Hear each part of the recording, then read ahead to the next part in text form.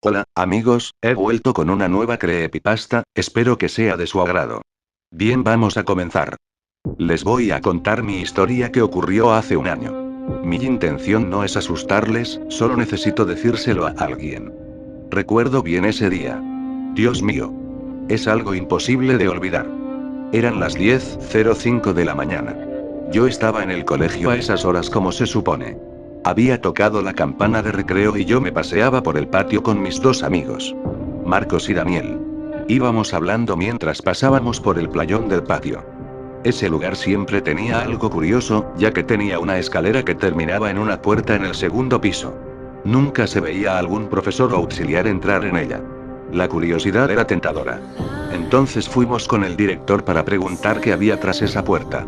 Luego de preguntar, el hombre quitó la sonrisa de su rostro y bajó la cabeza como si fuera a llorar. Inmediatamente nos miró con enojo y dijo: "Lo que hay ahí no les importa". Luego de haber oído eso, salimos de la oficina desilusionados y confundidos. ¿Por qué nos habló de esa manera? Al principio pensamos que solo se sentía mal, pero había tantas preguntas que se nos cruzaban en mente. ¿Qué hay detrás de esa puerta? ¿Qué haría que un hombre se pusiera así de mal?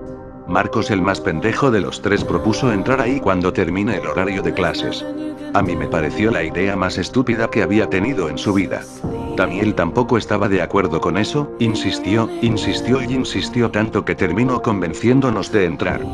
Terminada la jornada, los tres nos escondimos en un salón vacío y esperamos a que los profesores se fueran a la sala de descanso.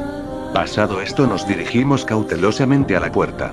La puerta no estaba cerrada con llave, pero desafortunadamente estaba atorada debido al paso de los años. Marcos y yo empujamos la puerta lo más fuerte que pudimos hasta que se abrió, dejando salir mucha tierra y humedad.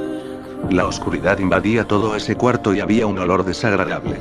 Tomamos unas linternas de la mochila que traíamos y una vez preparados entramos. Como Daniel era medio miedoso, le dijimos que detuviera la puerta por nosotros. Empezamos a caminar por el cuarto. El lugar era muy húmedo y el aire muy pesado. Parecía que nadie había entrado ahí en años. En eso, con el rayo de mi linterna alumbré al piso y vi una mancha roja. Miré detenidamente y si era eso, ¿qué más podía ser? Sangre. Era un charco de sangre ya seco. Nos asustamos un poco ya que no era lo que esperábamos. De uno de los lados del charco salía un rastro de más sangre, como si hubieran arrastrado un cuerpo. Seguí el rastro con la linterna y terminé en una esquina del cuarto.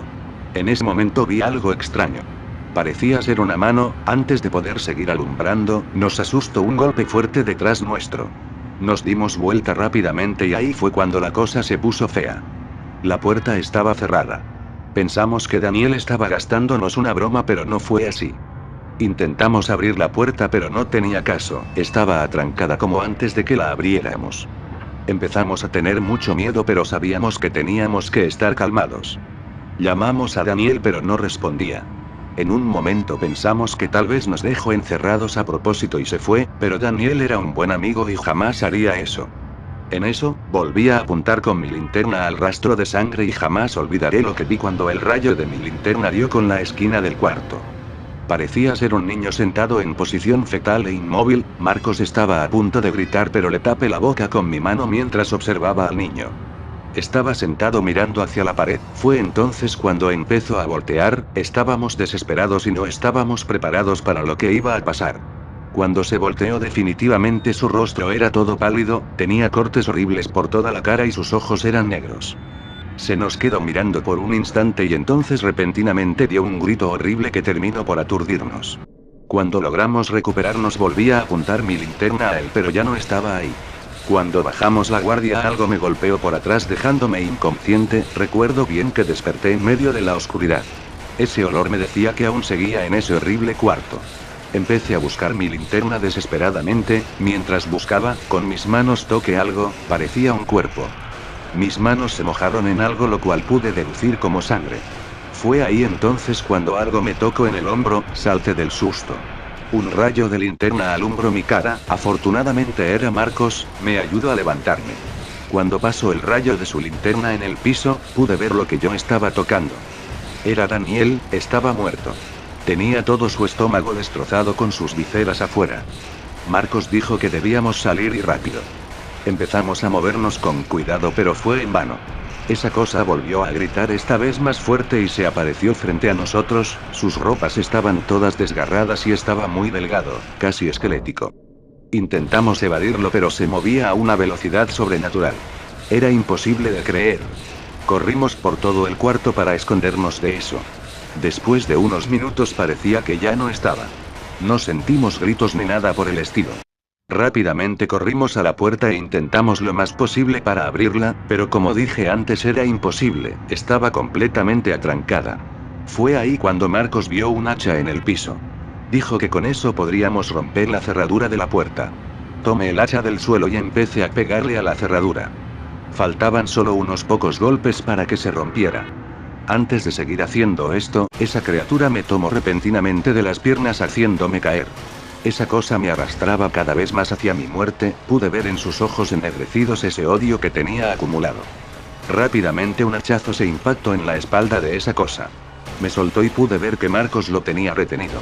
Sacó el hacha de la espalda de la criatura y me la lanzó para que abriera la puerta. Mientras golpeaba la cerradura esa cosa se retorcía de dolor en el suelo. Marcos sin darse cuenta, la criatura se repuso y le tomó de las piernas. Empezó a arrastrarle hacia la oscuridad. Intenté salvarle. Pero él me decía que lo dejara y que me fuera. Me despedí tristemente de mi amigo y golpeé la puerta una vez más. La cerradura se rompió y la puerta se abrió. Desesperadamente salí afuera. Pude ver cómo la criatura venía a por mí, pero antes de que pudiera hacer algo cerré la puerta. Afortunadamente a mi lado había una soga, metí un extremo de la soga en el hueco donde estaba la cerradura y até el otro extremo al barrote de la escalera ya que la puerta se abría para adentro. Después de eso bajé al playón de nuevo y me dejé caer en el piso por el cansancio y el shock. Desperté sentado en una silla. Estaba en la oficina del director, él me estaba mirando fijamente de forma molesta. Fue ahí cuando le pregunté qué es lo que había encerrado ahí. Él me sirvió un vaso de agua y empezó a contarme. Me dijo que lo que está ahí adentro era su hijo llamado Ben. Yo me quedé sorprendido.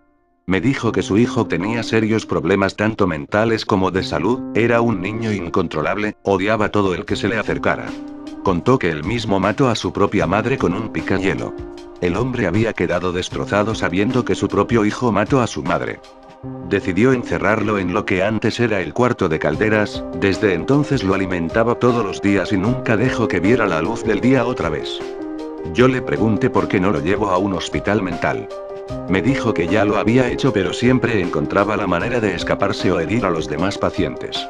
Necesitaba un lugar donde pudiera contenerle siempre. Dicho esto me preguntó si había entrado con alguien más. Yo no quería decir nada sobre eso, solo quería olvidarlo. Así que dije que entré solo. Unos días después yo me cambié de escuela, no podía vivir con esa cosa cerca jamás. Al cabo de unas semanas de este suceso me enteré de que el director de mi vieja escuela había desaparecido. Jamás encontraron al director, pero tal vez yo sepa lo que le pasó. Hoy en día sigo pensando que tal vez, solo tal vez, Marcos aún siga con vida dentro de ese cuarto.